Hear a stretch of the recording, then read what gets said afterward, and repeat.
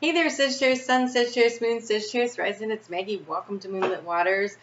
Today we're going to take a look at that full moon that is happening in Pisces on Monday, the 20th of September at 7:55 p.m. Eastern Daylight Time, U.S. Please adjust for your own time zone. And then we're going to look at the energy for the entire week all the way through the 26th of September, leading up to Mercury going retrograde. So we'll get more into Mercury retrograde next week.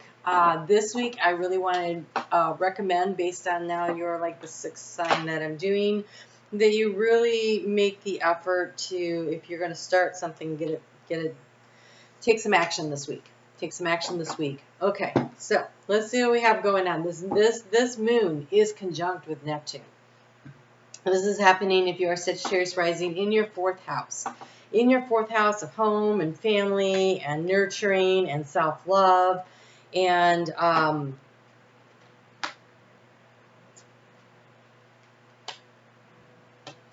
it's conjunct Neptune, which is limitless.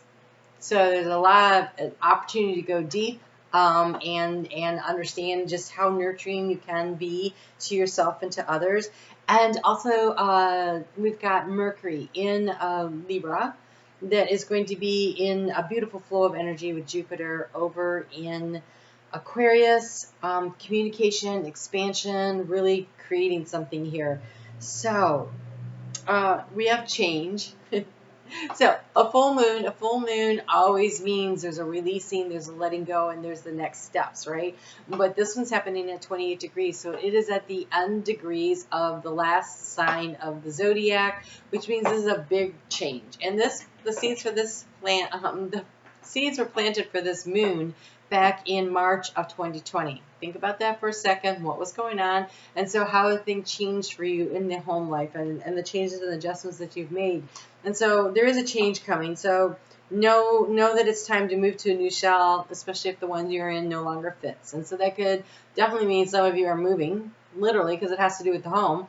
And for some of you, it just could be that you're making a move in your life, a change, a direction, learning something new, growing in a different way, because you all aren't Sagittarius rising. I know a lot of you are suns, so your rising sign could be in another area of your life that is being impacted by this. Before I go any further, before I forget, because I often do, I want to tell you how much I appreciate every time you guys hit that thumbs up and leave me a comment. I love the connection. It makes me feel like you appreciate my time and my energy, and I just want you to know it makes me feel good, so thank you. So we have here recharge. There's nothing like a walk on the beach to soothe your soul. If you cannot get to a beach, try a saltwater bath. If you do not have a bathtub, get some salt, mix it with some coconut oil, and scrub yourself up and let it carry away the negative energy and to release and to let go so that you can move forward, because you have some really cool cards here. You have keeping it in check. Pay attention to what's going on around you. You might be moving into something too quickly or missing some important details. Mercury will be going retrograde, so it's not about rushing forward, but it is about taking some kind of an action step, but it is the playful sea otter.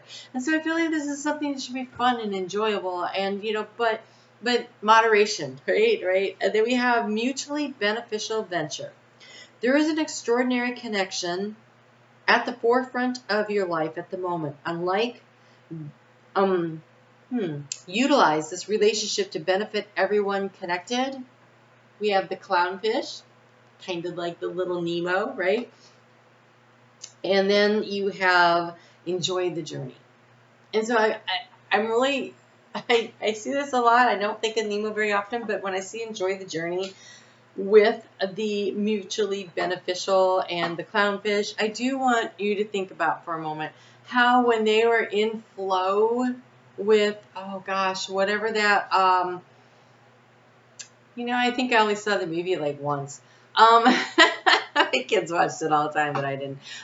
So there was some kind of, there's a flow in the water, right? They were, when the fish were in the stream, it moved really fast, and the ones on the outside of the stream, they had to move at their own, I want to say get in the slipstream.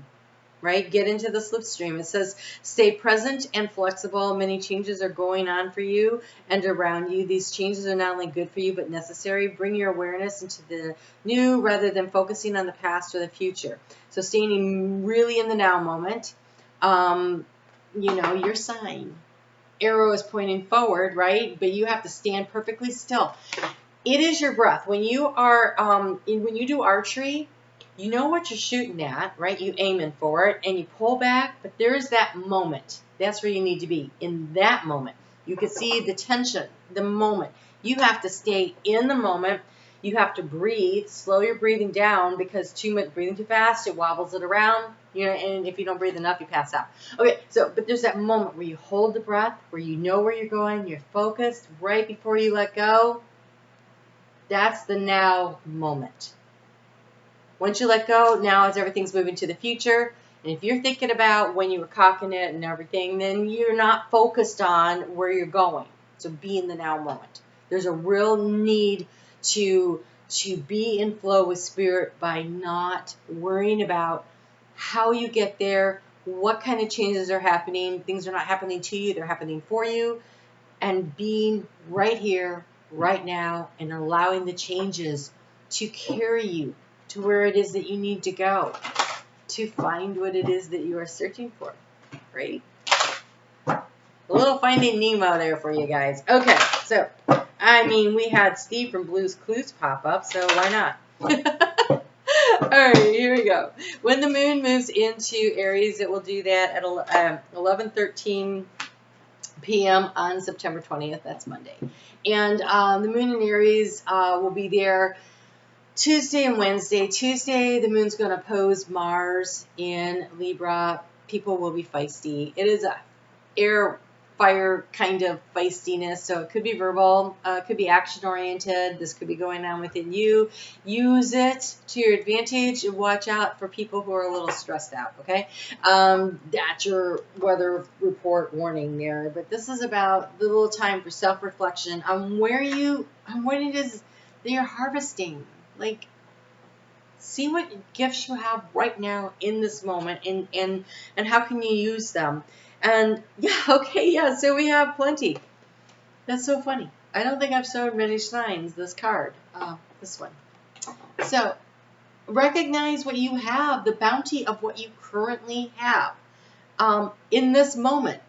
Not what you're working on so much, not where you're going, but what do you have right now? And be in that moment. Catch that breath. Take that beat. Hold still. You're being carried along. When they were in the, I wish I could think of the name of it, but when they were in there, they didn't even have to swim. They were just moving. They were just moving. And you have redemption. And redemption to me says that all the pieces and the parts of you that you have given away to relationships, to jobs, to anything, all the little pieces of you that you have lost on the way, that you are reclaiming them.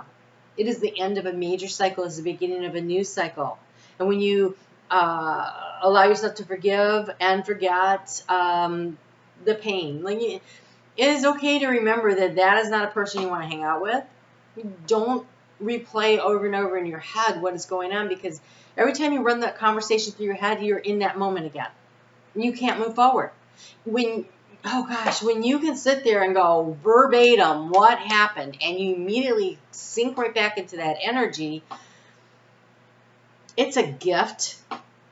And it is what is opposite of gift?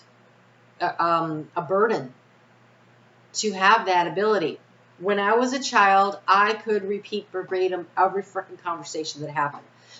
Okay, back in the day, you're going to go way back, you guys are going to laugh, but we had tape recorders. And so my brother would say, what do you do? Carry a tape recorder around in your pocket? And I'm like, no, I just remember. Why don't you remember? Well, my brother actually kind of lived in the present. And my Pisces moon enabled me to really no, I recall everything. And now I find I can't even remember what happened. And I don't mean I just can't remember what I had for breakfast, although I can, because I have the same thing every day. But I can't recall the conversations from years ago verbatim anymore. I have to really work hard if I want to pull up that memory. Mostly I just don't care to. It is like these little anchors that I'm dropping down all the time and slowing me down and taking me out of the slipstream. So I don't do that. So the ability to sit there and recall everything and all the emotions and everything, it's kind of a gift. But I find it to be a real hindrance in my life now. And so I just don't do it. I really can't remember a lot of crap that happened. I just can't. I don't want to, so it doesn't matter. But I just let it go.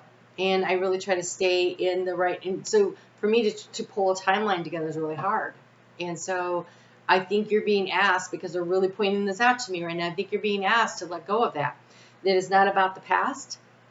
And it's really not about the present. The present is something we envision.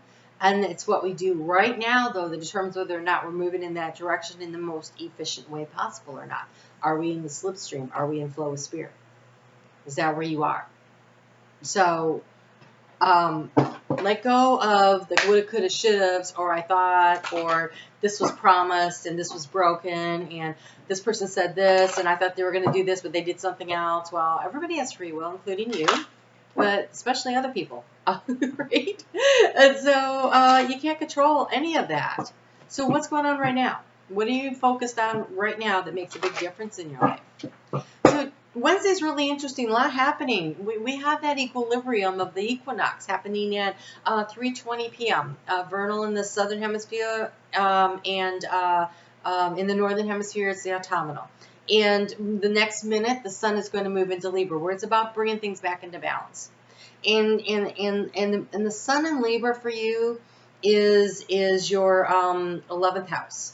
And so this is community. And this is how you interact with everybody out there. And is that correct? I do believe that's correct, but that's not what I have written down. Okay. Oh, okay. No, that's right. So this is the, like, sliding into the space of how do I create relationship balance. And the way you do that isn't by putting all your weight on the past or putting all your weight on the future. Think of it as a teeter-totter. How do you create relationship balance is by being in the middle, being present to the moment, and just enjoying that moment right then, right? And it is about creating the balance. This card comes right up in the middle of this. This moon is in Taurus when we get to Thursday. And I gotta say, Thursday's got some low energy to it, so don't expect a lot out of yourself. If you cannot overschedule, that would be great. The last 2 Thursdays have been very productive. This one's not.